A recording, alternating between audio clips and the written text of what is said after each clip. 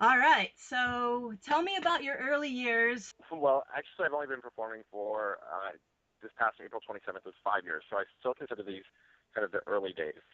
But it was a sign of what was to come. Actually, the first time I did drag as Pollo Del Mar here in San Francisco was for a fundraising event, and as it turned out, we it was one of those events where people who don't normally do drag get dressed up and perform for their friends, and and it raises money. And I felt really comfortable on the stage that night, and afterwards, because I also felt so pretty. My friends and I went to a local drag show hosted by Cookie Dough, who's actually now my best friend. Cookie Dough's Monster Show. We went out, and she saw me in the audience, called me up on stage, said, "Where do you perform?" And I told her, "Well, I don't. This is my first time." And um, she asked the audience if they wanted me to come back and perform a couple weeks later, and I did, and that basically started my drag career. Wow. So it wasn't something that you had planned and that were dreaming about. It was just like, just kind of just happened, right? Honestly, I think that I I've always been fascinated by drag queens, and I've always been fascinated by drag shows. But where I lived previously, which was in the Midwest, many of the performers there are actually not what I would consider drag queens. They're transgender women who, because of the fact that they're on hormones or have breast implants or things like that, some of the only ways that they can really support themselves is through doing shows in the Midwest. And that's not my personal identity. My gender identity is as a gay man. I don't have any of those things going on with me where I'm in the process of transitioning. So in the Midwest where I had lived previously, like I didn't feel that that was even an opportunity that I could explore doing drag. And then when I moved here, it really did happen. I think to some degree I was what I consider dragophobic because I loved watching drag and I loved being around drag queens, but I felt so threatened by the idea of putting masculinity aside and embracing kind of femininity that I would probably never have tried it if it hadn't happened the way it did. Wow. Yeah. And I read that you were the final Miss Tranny Shack and the only performer to ever hold both the legendary nightclub's drag titles of Miss Tranny Shack and Miss Tranny Shack star shirts. But this says a lot about your talent and star qualities, even when you were just start, you just started performing. Like, what inspired you to actually run for these titles? Um, Actually, first of all, it was an honor and a privilege really to have even a chance to compete for Miss Training Shack, and that's something that um, the very first night I dressed up that we just talked about. A very close friend of mine, who was slightly obsessed with Training Shack to the point that he actually had the Training Shack admission stamp tattooed on his wrist. Oh my god. Came up to me and yeah, that's a little obsessive. Came up to me and said, "You look like you could be Miss Training Shack. You have that look." And it's something that I'd never really considered.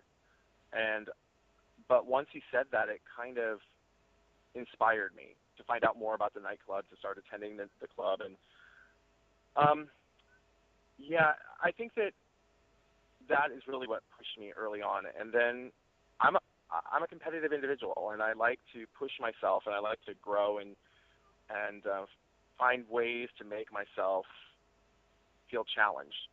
And that first year, 2006, when I first began performing, everything was kind of a progression towards the Miss Traineeship Star Search contest. And I have to admit that I'm very proud to say that that year that I competed, the 17 girls competed in that contest, and I was able to come away with that title. And that's the most girls to ever compete in that. And I was very honored to walk away with the title. And then um, from then, it was just looking towards the Miss Tranishek pageant, and we had no idea at that time, or certainly I didn't, that it would be the last time that Tranishek held the Miss Tranishek pageant. But it was the biggest in history, and it was, if you look at that pageant and see some of the people who competed, the amazing talents, Ambrosia Salad and Euphoria, one of my drag sisters, Hoku Mama, Holy McGrail, there was a whole list of incredible performers. So a true honor to Mm. compete and certainly to win. So, Oh yeah. yeah. Wow, that's amazing. And so you've shared the stage with Lady Gaga, Kate Perry, and Cyndi Lauper. How does it feel when you're up on the stage with these amazing performers? And do you ever feel nervous or get butterflies? And what's that feel like for you? Well, sometimes, very often in my life, not just in my drag career, but in my life in general as a journalist, and getting to work with these amazing, amazing performers, people who sometimes I grew up idolizing, like Cyndi Lauper, some Mm. people who are on the cusp of like huge superstardom, which is where Lady Gaga was at the time that I worked with her.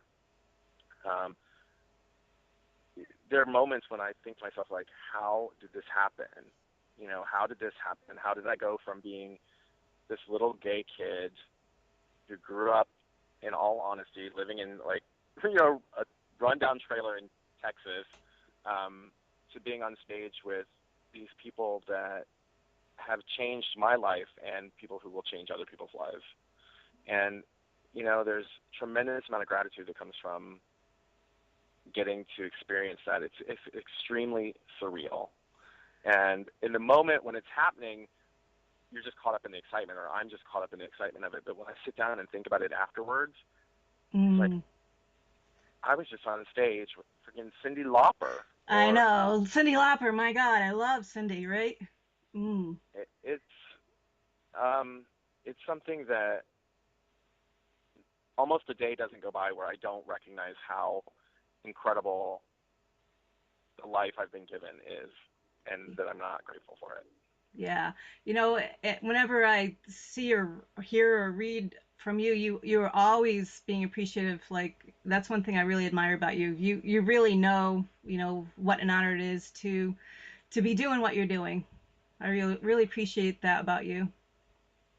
Well, I think that comes from, or I hope it comes from, the perspective of um, where I came from just a few years ago in my personal life and to where I am now.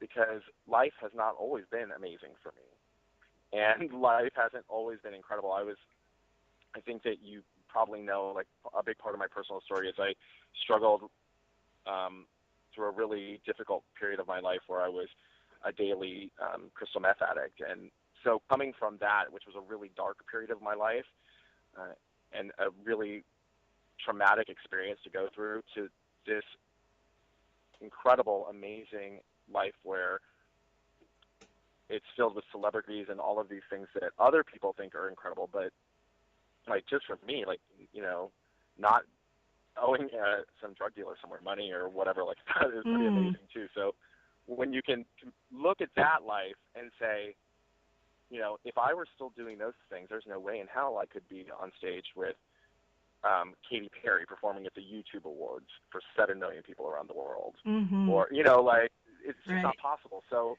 it's easy to be grateful, I think, when you look at it in perspective. Right. Yeah. And you really feel like you had to get clean to be where you are today. Well, for me, the way I used drugs at that point in my life, and we're talking about, for me, it was like about 2000 to 2004 was the really the hardcore period of my life where I kind of spiraled into this drug addiction. By the end of that period of time, by 2003, 2004, I barely left my house. It's a very common story among people I know who've struggled with addiction, especially to crystal meth, but Mm-hmm. you become so consumed by that addiction that nothing else matters. The outside world didn't matter. Mm. I could Right. barely leave my home. Right. So there's no way I could still be living that way and even manage to put on makeup and get out of the house, to do a show. So it's very clear to me how strongly correlated being sober, clean from drugs, is to living this life that I've been given, this amazing, amazing life. Wow. Well, I got to say you're an inspiration for a lot of people. Thank you. I Yeah. appreciate that. I think that a lot of people inspire me, so I You're like to pass it on if I can. good. So you were involved in Britney Spears' recent performance in San Francisco. How did this gig come up for you? How did you get involved in this? Um, I think that it came up because I adore Bevan Dufty, who, as many people know, is a former District 8 supervisor, meaning he was in city supervisor looking over the Noe Valley, Castro, Lower Haight area. And he's now going to be, in my opinion, the next mayor of San Francisco. He's my candidate. And he was very heavily involved in bringing the Good Morning America and Britney Spears performance to San Francisco. And when it was, especially when it was decided that she would not be performing in the Castro, he really wanted that show to have a genuine San Francisco feel to it. And he definitely wanted it to be reflective of the gay community who has been so supportive of her and who was so instrumental in actually bringing that show here. So he contacted a number of performers, drag queens, personalities, Sister Roma, Donna Sachet, Juanita Moore, Heclina, and myself, and asked us to be part of it. And of course, I'm a lifelong, or at least as long as her career has been around, fan of Britney Spears. So I jumped at that opportunity. It was pretty exciting. Mm.